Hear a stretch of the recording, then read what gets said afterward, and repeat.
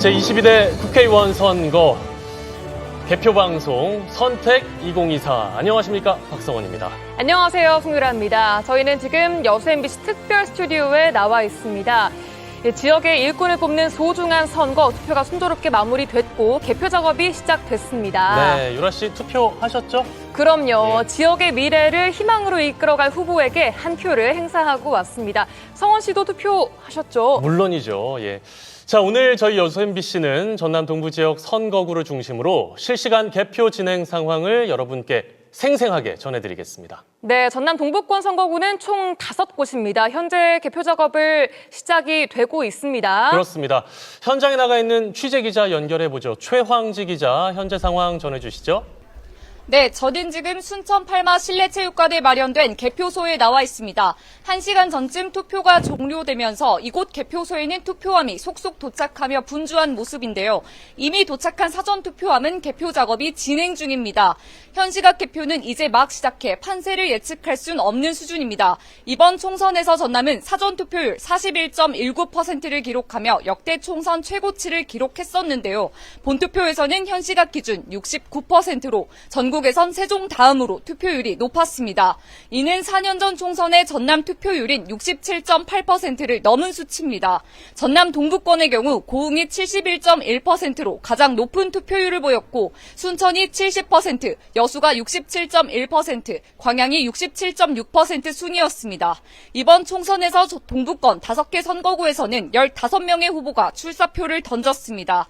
여론조사에서 민주당 후보들이 우세를 보인 가운데 국민의힘이나 진보당 또 무소속 후보들이 반전을 일으킬 수 있을지 관심이 모아집니다. 또 지역구 출마를 접고 개혁신당 비례대표 후보의 이름을 올린 천하람 후보의 국회 입성 여부도 관전 포인트입니다. 당선자의 윤곽은 이르면 오늘 자정을 전후해 순차적으로 드러날 것으로 보입니다. 비례대표 투표용지가 지난 총선보다 길어 수검표 절차가 도입되면서 개표 작업도 2시간 정도 지연될 전망입니다.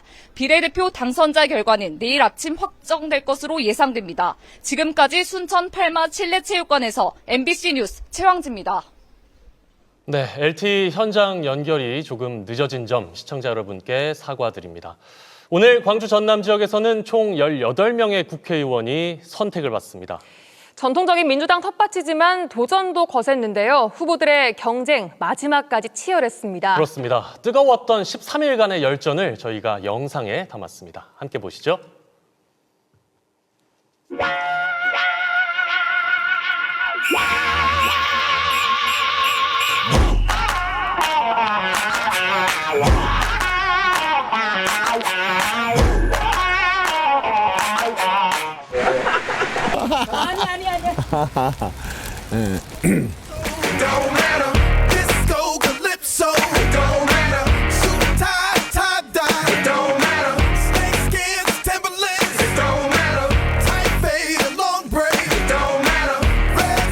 제 이름이 오봉인데요.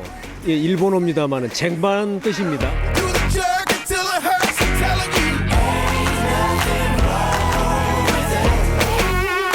아버지 따라서 저희도 휴가 내고 휴직하고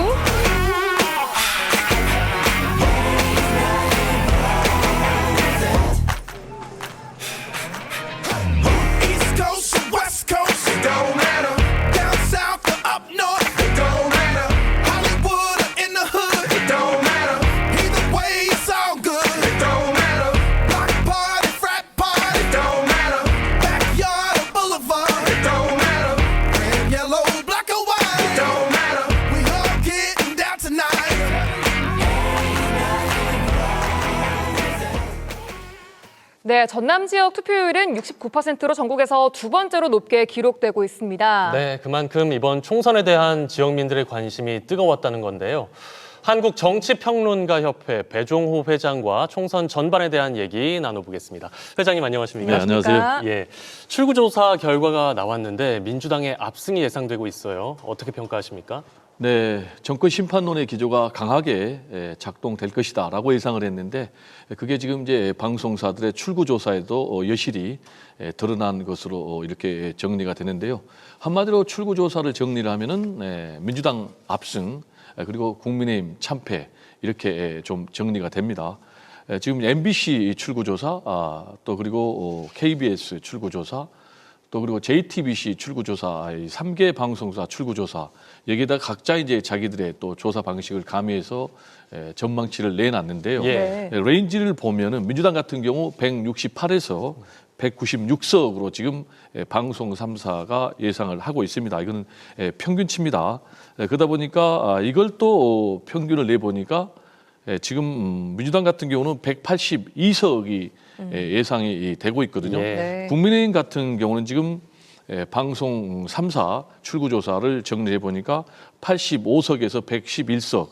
그래서 요거를 또 평균을 내 보니까 최종적으로는 지금 96석. 그러니까 182석 민주당 비례 정당을 포함한 것입니다. 위성정당. 그리고 또 국민의힘 역시 비례 위성정당 포함해서 96. 예. 그러니까 182대 96이죠. 여기에다가 지금 조국신당 같은 경우는 뭐 12석 플러스 알파, 그래서 최대 15석까지 예상이 되고 있거든요. 그렇다면 민주당이 182석이 평균 그대로 예상대로 적중이 된다면은 지금 조국신당 같은 경우 여기에 12석만 지금 확보를 해도 200석이 넘어가기 때문에 네. 그렇다면 범야권이 이번 총선 결과 최종적으로 개헌선을 확보할 수 있고 또 탄핵선도 확보할 수 있을 가능성이 높아지고 있는 상황입니다. 예. 네. 개표 작업이 이제 조금씩 시작이 되고 있는데요. 전남 지역 10개 선거구는 민주당 후보의 당선이 다 예상되고 있나요? 그렇습니다. 지금 이제 큰 이변 없이 이 전남 지역 같은 경우는 10개 지역 선거구 모두 민주당 후보가 당선될 것으로 그렇게 전망이 되고 있습니다. 당초에 격전지를 4곳을 꼽았어요. 첫 번째가 순천, 광양, 곡성, 구례, 갑입니다. 네. 여기 이제 손은모 변호사가 공천을 받았다가 나중에 찐명 김문수 후보로 바뀌면서 지금 신성식 후보, 검사장 출신인데 나름대로 좀 뭔가 싸움이 될 것이다. 이렇게 예상을 했는데 여론조사 결과 초반부터 지금 김문수 후보가 압도적으로 나가면서 이변이 없을 것으로 보여지고요. 예. 그리고 순천, 광양, 곡성, 구례, 의뢰 여기는 지금 이제 권향엽 후보 지금 46년 만에 민주당 공천이 여성 후보가 공천이 됐어요. 여기에 지금 이정현 후보가 사선에 도전을 했는데 역시 여론조사에서 큰 차이가 나면서 이변이 없이 지금 민주당 후보가 당선될 것으로 보여지고요. 예. 그리고 담양 한평 영광 장성 선거구는 이계호 의원에 맞서서 지금 이석경 전 한평 나비군수로 유명하죠. 초반에 굉장히 혼전 상황이었는데 시간이 흐르면서 여론조사에서 큰 차가 나면서 역시 이계호 후보가 무난하게 당선될 것으로 보여지고요. 목포 같은 경우도 김원희 재선 도전에 나섰는데 이윤석 전 재선 의원이고 또 최대집 전 대한 의사협회 회장이 도전했는데 여기도 역시 이변 없이 끝날 것 같아서 전체적으로 10개 모두 민주당 후보가 당선될 것으로 전망이 됩니다. 예, 네. 전남 선거구의 경우 그러니까 여론조사 결과와 출구조사 결과가 크게 다르지 않게 나와 있는 그렇습니다. 상황이고요. 자, 이번 22대 총선 이전의 총선과 다른 특징이 있다면 어떤 걸 꼽을 수 있을까요? 네, 이번 총선은 역시 이제 정권 심판론이 역대 어느 총선보다 가장 강력하게 작동을 했다. 그러다 보니까 모든 이슈를 다 소멸시키는 그런 선거였어요. 그러면서 특히 이제 정권 심판론의 대상이 윤석열 대통령 그리고 또 부인인 김건희 여사 그리고 또 오른팔인 한동훈 현 비대위원장 전 법무부 장관에 대해서까지 지금 확대되고 있는 것이 특징으로 보여지고요. 그리고 세 번째로는 지금 조국 신당의 돌풍입니다. 네. 지금 준연동형 비례대표제가 지난번 총선에 도입됐고 이번에도 도입이 됐는데 제3정당에 이렇게 강력하게 돌풍을 일으킨 것은 이번 22대 총선이 처음이 아닌가 생각이 됩니다. 예. 네. 투표율을 보니까요. 전남 지역이 69%로 전국에서 세종에 이어 두 번째로 높게 기록됐습니다. 이렇게 높은 투표율 어떻게 해석할 수 있을까요? 역시 이제 강력한 정권 심판론 때문에 이렇게 높은 투표율을 나타내고 있는 것으로 보여지고요. 특히 이제 우리 전남, 광주, 호남 지역 같은 경우는 역대 박정희 또 전두환, 노태우 군사정권에 의해서 상당히 호남 지역 차별에 대한 피해 의식이 있어요. 그러다 보니까 이제 높은 정치 참여 의식이 좀 고양이 됐고 그래서 뭐 지난번 총선 때도 최고 투표를 기록했고 이번에 사전 투표율도 이제 전남 지역이 가장 높았지 않습니까? 예. 네. 이런 부분이 좀 높은 투표율로 분석이 되고 있고요. 두 번째로는 윤석열 대통령의 일방적인 국정 운영 대한 어떤 심판 기조가 역시 강하게 작동돼서 이렇게 높은 투표율로 나타난 것이 아닌가 예. 이렇게 생각이 됩니다.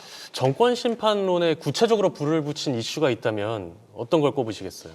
근데 이제 가장 중요한 것은 역시 이제 불의한 국정 운영이 큰 문제로 꼽힐 것 같아요. 아시겠지만은 제1야당과 제1야당 대표에 대해서는 검찰권을 내세워서 대대적으로 탄압을 했지 않습니까? 네. 구체적으로 얘기하면은 이재명 민주당 대표에 대해서는 무려 400번이 넘는 압수수색을 했는데 반면에 김건희 여사 도이치모터스 주가 조작 증거가 명백히 있습니다. 그리고 또 명품 백을 받았지 않습니까? 역시 동영상 증거가 있지 않습니까? 그럼에도 불구하고 나 몰라라 이렇게 운영하는 국정 운영에 대해서 강하게 심판한 것으로 보여지고 두 번째로는 이제 무능한 국정 운영에 대한 심판도 있는 것 같아요. 잘 아시겠지만 지금 서민 물가가 폭등을 했습니다.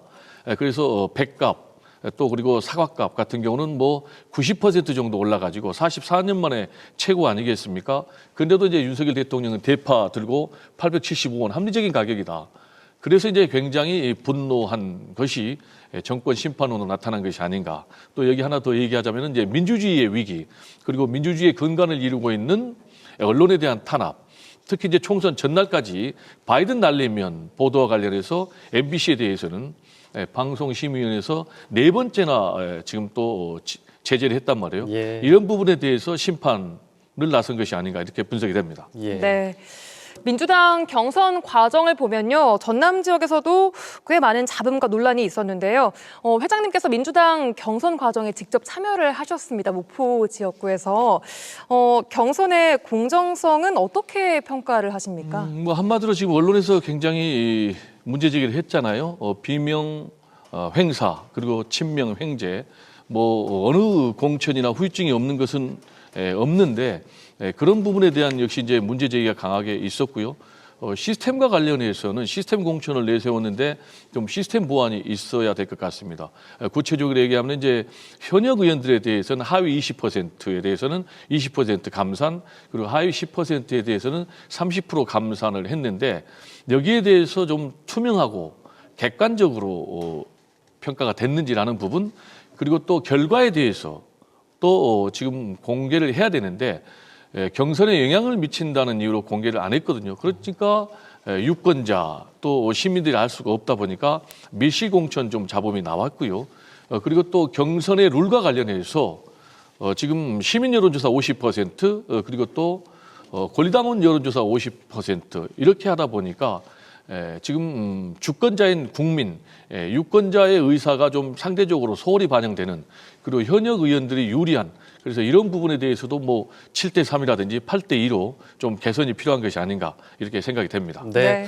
비례정당 중에는 이제 조국혁신당이 돌풍을 일으켰습니다. 특히 전남 지역에서 아주 지지세가 강했는데 그 요인을 어떻게 분석하세요? 역시 이제 조국 신당이 전남에서 강하게 돌풍이 분 것은 지역에 따라서 뭐 40% 넘는 지지율을 받은 것도 있어요. 그렇더라고요. 예. 그는 이제 역시 말씀하신 대로 정권 심판론이 가장 강한 곳이 전남이고 또 지금 그러다 보니까 조국 신당에서 내세운 3년은 너무 길다.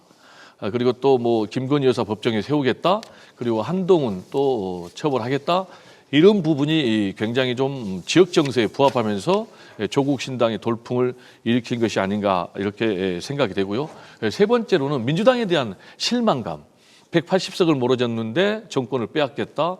그리고 윤석열 검찰 정권에 강력하게 맞서 싸우지 못했다. 이런 부분에 대한 불만과 실망감이 조국 신당에 대한 열풍으로 이어지고 있는 것으로 분석이 되고요.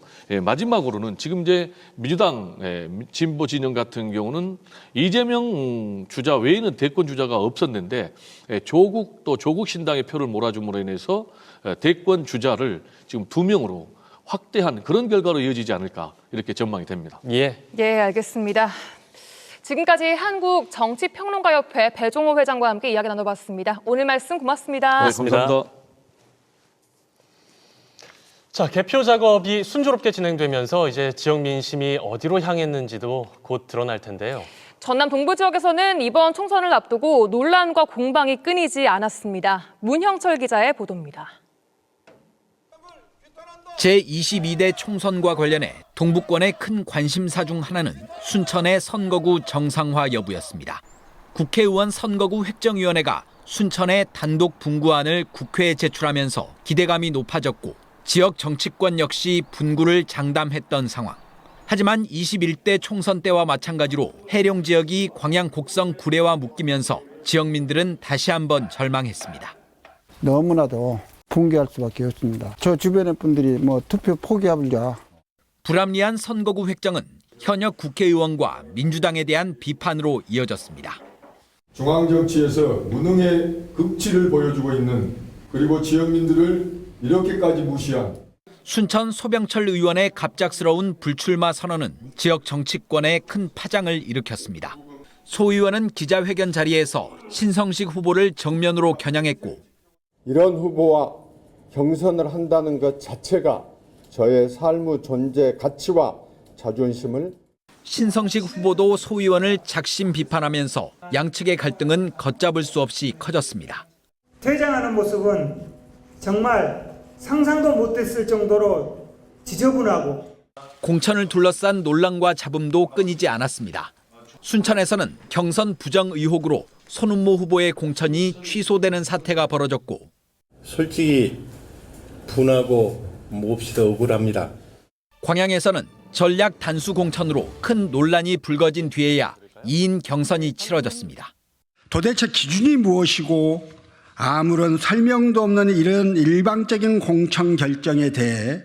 또 여수 을에서는 권오봉 후보가 컷오프에 반발해 민주당을 나와 무소속으로 총선에 도전했습니다. 저에 대한 불공정한 조치에 대해 많은 시민들과 함께 저는 결코 승복할 수 없습니다. 여러 논란과 공방 끝에 22대 총선은 마무리됐지만 선거구 정상화와 지역 정치권의 갈등 봉합은 미완의 과제로 남게 됐습니다. MBC 뉴스 문형철입니다. 네, 이렇게 치열했던 이번 총선이 끝나면 제21대 국회도 막을 내립니다. 네, 국회 문턱을 넘지 못한 16,000개가 넘는 법안들도 사라지게 되는 건데요. 우리 지역과 밀접한 법안들도 새 국회에서 다시 논의를 시작해야 합니다. 유민호 기자입니다. 여순 사건 유족과 시민사회단체가 비상대책위원회를 꾸리고 정부를 향한 투쟁을 선포했습니다. 여순 사건 보고서 작성 기획단을 보수 성향 인사로 채우는 등 정부가 역사 왜곡에 앞장서고 있다는 겁니다. 비대위는 기획단을 해체하고 새 국회가 여순 사건 특별법을 반드시 개정하라고 목소리를 높였습니다. 현재 지역 의원들이 발의한 특별법 개정안은 상임위 접수 단계에 머물러 있습니다. 오는 10월 20일 종료되는 진상조사 기간을 연장하고 임기를 보장한 상임위원 체제를 도입해 전문성을 강화하는 것도 시급합니다. 상임위원이 없다 보니까 중앙위원회에서도 속도를 못 내고 책임감 있게 진행이 안 되고 있거든요. 그래서 상임위원을 두는 방법, 그다음에 그 안을 지금 개정을 해야 되고요. 총선에 출마한 지역 후보들도 국회에서 특별법 개정에 먼저 힘쓰겠다고 서명했습니다. 매일 국가산단으로 출근하는 노동자들. 연이은 사고 소식에 일하다 목숨을 잃을지 모른다는 두려움마저 안고 있습니다. 2년 전 여천 NCC 공장에서 발생한 폭발 사고로 4명이 숨지면서 노후 산단의 안전관리와 정부 규제를 강화하는 법안이 발의됐지만 상임위 문턱에 막혔습니다. 국회에서는 이런 여수 국가 산단과 같은 이런 위험한 산단에서 노동자들의 목숨과 생명이 보장되고 안전이 보장되는. 최근 지역을 들썩이게 한 전세보증금 사기 사건을 통해 특별법 개정에 관한 관심도 커지고 있습니다. 피해자들은 정부가 전세보증금 일부를 먼저 지급하고 임대인에게 구상권을 청구하는 방안과 함께 실질적인 대책이 필요하다고 주장합니다. 지금 전세 사기 피해자 결정문을 받더라도 그 피해자 결정 받은 사람이 받는 도움 지원 대책들이 사실상 유명무실한 상태라서 조금 더 적극적으로. 야당이 개정안 8건을 발의했지만 정부와 여당이 형평성을 이유로 강하게 반대하고 있어 다음 국회에서 논의를 이어가야 할 처지입니다. 현재 국회에서 계류 중인 법안은 모두 16,700여 건입니다. 새 국회에서 지역의 생명과 안전, 민생과 밀접한 법안을 신속히 처리해야 한다는 지적입니다. MBC 뉴스 유민호입니다. 네, 제22대 국회의원 선거 여수 MBC 개표 방송 선택 2024. 저희는 잠시 후에 개표 상황과 함께 다시 돌아오겠습니다.